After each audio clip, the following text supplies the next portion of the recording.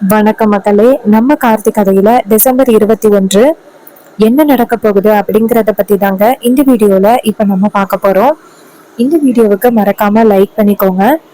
நீங்க லைக் பண்றதுதான் எங்களுக்கு அடுத்த வீடியோ போடுறதுக்கு ரொம்பவே இன்ட்ரெஸ்டிங்கா இருக்கும். ஸோ மறக்காம லைக் பண்ணிட்டு இந்த வீடியோவை பாருங்க. என்ன நடக்குது அப்படின்னு பார்த்துக்கிட்டீங்கன்னா, நம்ம ஹீரோ வந்துட்டு அவங்க ஒய்ஃப் ரேவதியை சந்திக்கிறாரு. ஹீரோயின் ஹீரோவை பார்த்ததோட ஓடி போய் ஹக் பண்றாங்க. என்னங்க, உங்களை பிரிஞ்சு கொஞ்சம் கூட என்னால இருக்கவே முடியல.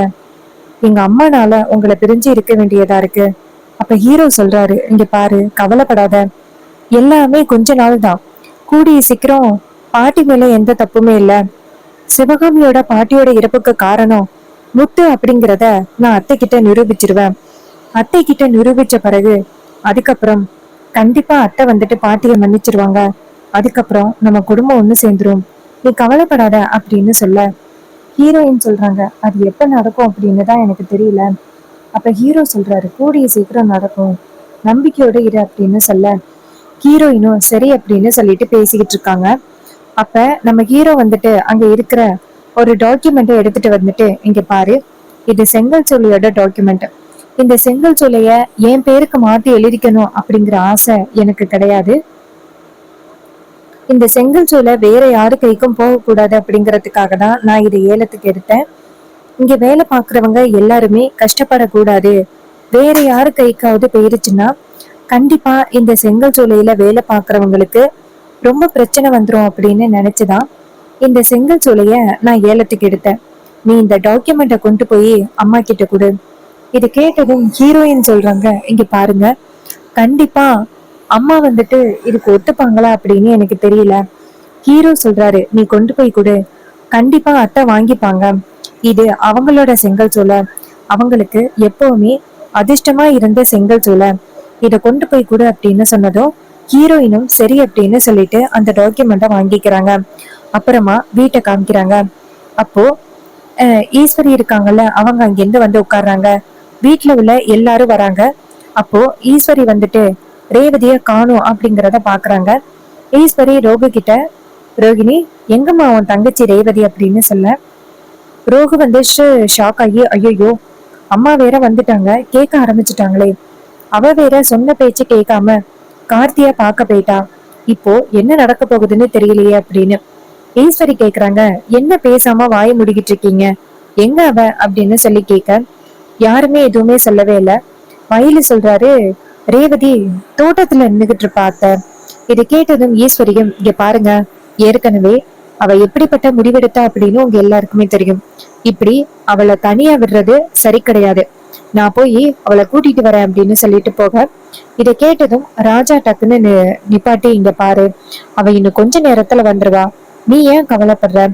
ஈஸ்வரி சொல்றாங்க, என்னங்க எப்படி சொல்றீங்க? அவளுக்கு என்ன நடந்துச்சு அப்படிங்கறது உங்களுக்கு தெரியும்ல, அது தெரிஞ்சு இப்படி அமைதியா இருக்க சொல்றீங்களா? இங்க பாருங்க, என் பொண்ணுக்கு எந்த வகையிலயும் ஆபத்து வரக்கூடாது. அதுக்காக தான் நான் இப்படி பண்ணிக்கிட்டு இருக்கேன். நான் போயிட்டு என் பொண்ணை கூட்டிட்டு வரேன். அந்த ஹாஸ்பிட்டல்ல வந்து அந்த டிரைவர் பையன் என்ன சொன்னான், இவ்வளவு பேரு இருக்கையில இது மாதிரி ரேவதிக்கு இவ்வளவு பெரிய ஆபத்து வர மாதிரி பண்ணிட்டோமே அப்படின்னு அவன் சொன்னான். அவன் கேட்கும் பொழுது என்னால எந்த பதிலுமே சொல்ல முடியல. அவன் அந்த அளவுக்கு திமிரா பேசுறான் அப்படின்னா அவன் எந்த அளவுக்கு வந்துட்டு நம்மளை பத்தி மட்டமா நினைச்சிருப்பான் அப்படின்னு யோசிச்சு பாருங்க. மறுபடியும் என் பொண்ணுக்கு ஏதாவது ஆகுனுச்சு அப்படின்னா அவன் முகத்துல நான் எப்படி முழிப்பேன்? இதையே காரணம் காட்டி என் பொண்ணை அவன் கூட்டிட்டு போறதுக்கு வாய்ப்பு இருக்கு. நான் போய் பாக்குறேன் அப்படின்னு நேரா தோட்டத்துக்கு போறாங்க. அப்ப வில்லி நேரா அவங்க அக்கா கறி கூட, அக்கா எங்கக்கா? தோட்டத்துல இருக்கா அப்படின்னு சொன்னாங்க. ஆனா இங்க எங்கேயுமே காணுமே. ஈஸ்வரி சொல்றாங்க, அதாண்டி எனக்கும் தெரியல. வில்லி சொல்றாங்க, அக்கா எனக்கு என்னமோ வீட்டுல உள்ள எல்லாருமே பொய் சொல்ற மாதிரி தெரியுது. அந்த ரேவதி டிரைவர் பயலை பார்க்க போயிருப்பாளோ? ஈஸ்வரி சொல்றாங்க, சேச்ச, என் பொண்ணு என்னை மீறி கண்டிப்பா அவனை பார்க்க போக மாட்டா, எனக்கு தெரியும். அதுக்கு வில்லி சொல்றாங்க, அக்கா நீதான் உன் பொண்ணை பத்தி பெருமையா பேசிக்கிட்டு இருக்க. ஆனா உன் பொண்ணு செய்யாத வேலைகள் நிறைய செஞ்சுக்கிட்டு இருக்கா. நீதான் உன் பொண்ணை நம்பிக்கிட்டு இருக்க. ஈஸ்வரி சொல்றாங்க, இங்க பாருடி, என் பொண்ணு என் பேச்சை மீறி போக மாட்டா அப்படின்னு எனக்கு நம்பிக்கை இருக்கு. ஊர் மக்கள் முன்னாடி அந்த டிரைவர் பயலுக்கும் என் பொண்ணுக்கும் எந்தவித சம்பந்தமும் இல்லை அப்படின்னு முடிவு பண்ணியாச்சு. ஊர் மக்கள் யாராவது அவங்க 2 பேரும் சந்திக்கிறத பார்த்தாங்கன்னா என்னதான் பேசுவாங்க. அதனால கண்டிப்பா என் பொண்ணு என் மானத்தை வாங்க மாட்டா. அவ கண்டிப்பா அங்க போயிருக்க மாட்டா அப்படின்னு எனக்கு தெரியும். நீ கண்டபடி கற்பனை பண்ணிக்காத. இங்க தேடி பார்ப்பப்போ எங்கேயாவது இருப்பா அப்படின்ட்டு தேடி பாக்குறாங்க. பார்த்தா எங்கேயுமே காணும். வில்லி சொல்றாங்க, பாத்தியாக்கா இங்க இல்ல. உன் பெரிய மாப்பிள்ள இங்கதான் இருக்கா அப்படின்னு சொன்னான். ஆனா இங்க இல்ல. எனக்கு என்னமோ அவங்க எல்லாரும் சேர்ந்து பிளான் பண்ற மாதிரி இருக்கு. சரி வா போய் பார்க்கலாம் அப்படின்னு சொல்லிட்டு நேரா வீட்டுக்கு வராங்க. வீட்டுக்கு வந்துட்டு ஈஸ்வரி கேக்குறாங்க, இங்க பாருங்க, என் பொண்ணு தோட்டத்துல இருக்கா அப்படின்னு சொன்னீங்க. தோட்டத்துல எங்கேயுமே என் பொண்ணு இல்ல. எல்லாரும் சேர்ந்து போய் சொல்றீங்களா? அந்த டிரைவர் பையல என் பொண்ணு பார்க்க போயிருக்காளா? அதுக்கு மயிலு சொல்றாரு, சேச்சா அப்படியெல்லாம் இல்லத்த. தோட்டத்துல இருந்துகிட்டு இருந்தா ஒருவேளை மாடிக்குள்ள போயிருப்பா போல. இறங்கத்த, நாங்க போயிட்டு வரோம் அப்படின்னு சொல்லிட்டு நேரா மாடிக்கு போறாங்க. அங்க போயிட்டு தேடுற மாதிரி நேரா ஹீரோவுக்கு போன் பண்றாங்க. நம்ம ஹீரோ ரேவதி கிட்ட சகலதான் போன் பண்றாரு. இரு அப்படின்னு சொல்லிட்டு போன் அட்டென்ட் பண்ணி சொல்லுங்க அப்படின்னு சொல்ல மயில சொல்றாரு, சகல இங்க அத்தை வந்துட்டு ரேவதிய தேட ஆரம்பிச்சுட்டாங்க. ரேவதி இப்ப உங்க கூட தானே இருக்காங்க. மாப்பிள்ள இங்க பெரிய பிரச்சனையாக போகுது. ரேவதி மட்டும் உங்களை பார்க்க வந்தா அப்படின்னு தெரிஞ்சிச்சுன்னா அத்தை கண்டிப்பா ரொம்ப கோவப்படுவாங்க. ரேவதி சொன்ன பேச்சை கேட்காம வந்துட்டா. ஹீரோ சொல்றாரு, சரி சரி, நான் ரேவதியை அனுப்பி வைக்கிறேன், நீங்க தைரியமா இருங்க அப்படின்னு சொன்னதும் அவரும் சரி அப்படின்னு சொல்லிட்டு போனை கட் பண்ண. அப்போ மயிலு நேரா ராஜா கிட்ட, மாமா மாப்பிள்ளை கிட்ட விஷயத்த சொல்லிட்டேன். ரேவதி இன்னும் கொஞ்ச நேரத்துல வந்துருவா, தைரியமா இருங்க அப்படின்னு. அவரும் சரி. ஏற்கனவே ஈஸ்வரி பயங்கரமான கோவத்துல இருக்கிறா மாப்பிள்ளை மேல. இந்த நேரத்துல ரேவதி வேற இப்படி ஒரு முடிவெடுத்திருக்கா. இதனால என்ன ஆக போகுதுன்னு தெரியல. அந்த சந்திரா வேற தேவையில்லாம ஈஸ்வரி கிட்ட பலதையும் சொல்லி கொடுத்து கோபமாக்கிட்டு இருக்கிறா. அவ வேற பயங்கரமா கோவப்பட்டுக்கிட்டு இருக்கிறா. இப்ப என்ன பண்றதுன்னு தெரியல அப்படின்னு சொல்லிட்டு பேசிக்கிட்டு இருக்காங்க. அப்போ பில்லி அந்த இடத்துக்கு வந்துட்டு, என்ன ரேவதி இங்க இருக்கா அப்படின்னு சொல்லிட்டு கூப்பிட வந்தீங்க, எல்லாரும் ஒன்னா நின்னு பேசிக்கிட்டு இருக்கீங்க, நீங்க எல்லாரும் சேர்ந்து ஏதோ பிளான் பண்றீங்க அப்படின்னு மட்டும் நல்லா தெரியுது. என்ன அந்த ரேவதி டிரைவர் பயல தானே பார்க்க போயிருக்கா? இப்பவே போயிட்டு அக்கா காரி கிட்ட சொல்றேன் அப்படின்னு சொல்ல மயில ரொம்ப ஷாக் ஆகுறாரு. ஐயோ, இந்த சின்னத்தை ஏன் தான் இப்படி பண்றாங்கன்னு தெரியல. ராஜா சொல்றாரு, வாங்க மாப்பிள்ள, எப்படியாவது ஈஸ்வரிய சமாளிக்கலாம் அப்படின்னு போறாங்க. வில்லி நேரா அவங்க அக்கா கிட்ட போயிட்டு, அக்கா உன் பொண்ணு அந்த டிரைவர் பயல தான்க்கா பார்க்க போயிருக்கான்.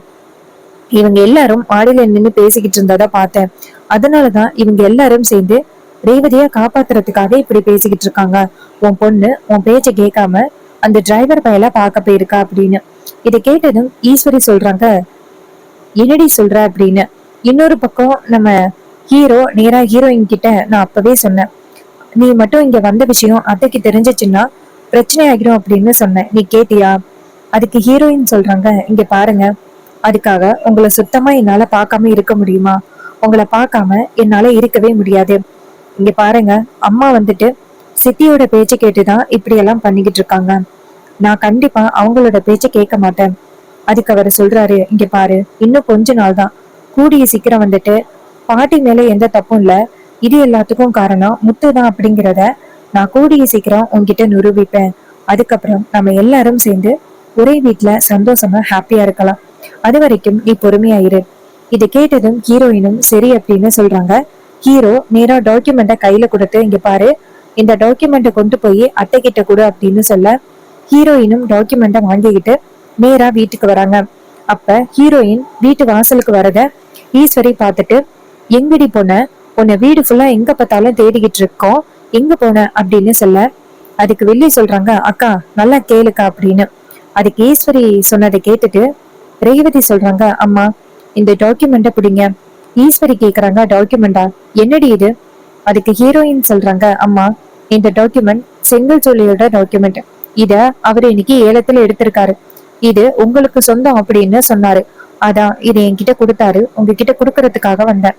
இதை கேட்டதும் ஈஸ்வரி டென்ஷன் ஆகி, இங்க பாரு, அவங்கிட்ட போய் எதுக்குடி இந்த டாக்குமெண்ட வாங்கிட்டு வந்த, நான் உன்கிட்ட கேட்டேனா?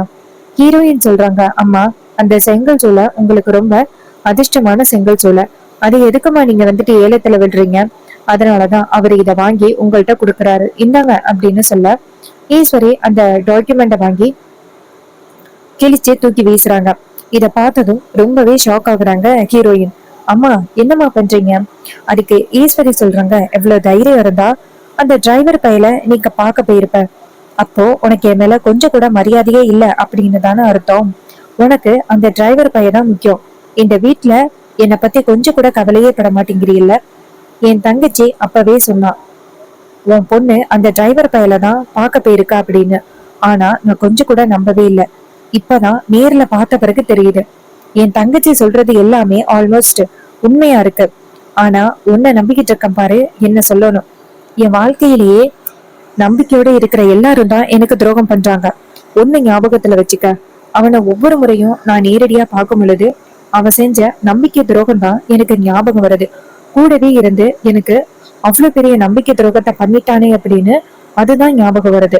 ஆனா இன்னொன்னு, அவன் எந்த தப்பும் பண்ணல அப்படின்னு சொல்லி அவன் பின்னாடியே திரிஞ்சுக்கிட்டு இருக்க. இங்க பாரு, நீ அவன் பின்னாடி திரியறதுனால எனக்கு தான் மானம் போகுது.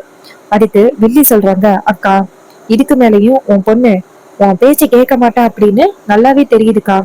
இதுக்கப்புறமும் உன் பொண்ணுக்கு நீ அட்வைஸ் பண்றது பிரயோஜனமே கிடையாது. எப்படியும் இவ உன்னை மீறி அந்த டிரைவர் பையல பாக்குறதுக்காக தான் ட்ரை பண்ணுவா. நீ என்ன சொன்னாலும் உன் பொண்ணு கேக்குறதுக்கு வாய்ப்பே இல்லை. இதை கேட்டதும் ஈஸ்வரி சொல்றாங்க, இவ ஏன் தான் இப்படி நடந்துக்கிறா அப்படின்னு எனக்கு தெரியல. அதுக்கு ஹீரோயின் சொல்றாங்க, இங்க பாருமா, இது எல்லாத்துக்கும் காரணம் என்ன தெரியுமில, அவரு ரொம்ப நல்லவரு. அவரு மாதிரி ஒரு ஹஸ்பண்ட் கிடைச்சதுக்கு நான் ரொம்ப கொடுத்து வச்சிருக்கணும். ஆனா நீங்க தான் அவரை பத்தி தப்பா நினைச்சுக்கிட்டே இருக்கீங்க. இதே மாதிரி எத்தனை நாள் அவரை பத்தி நீங்க தப்பா நினைச்சுக்கிட்டு இருக்க போறீங்க? கூடிய சீக்கிரம் நீங்க அவரை பத்தி புரிஞ்சுப்பீங்க.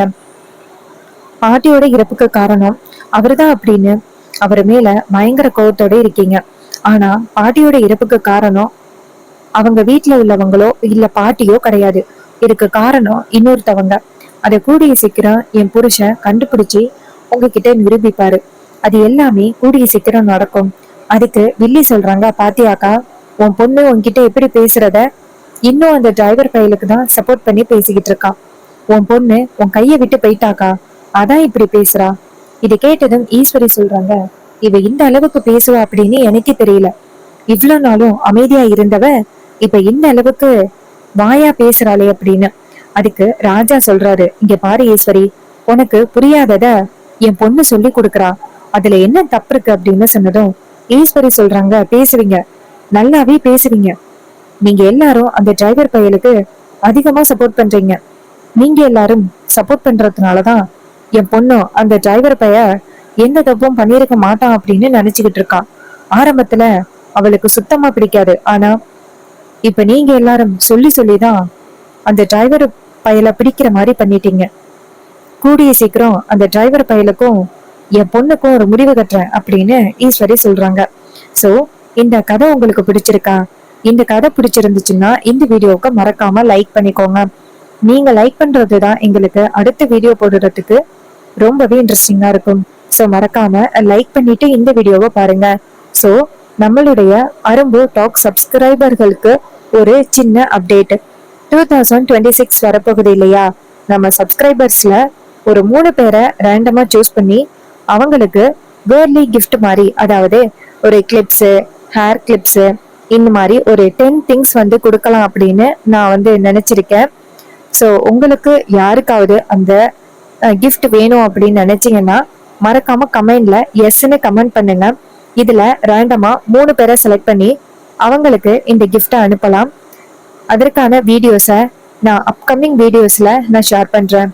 இதே மாதிரி இன்னுமே அப்டேட்ஸ் வேணும் அப்படின்னு நினைச்சீங்கன்னா நம்ம சேனலை மறக்காம சப்ஸ்கிரைப் பண்ணிக்கோங்க. தேங்க்யூ ஃபார் வாட்சிங்.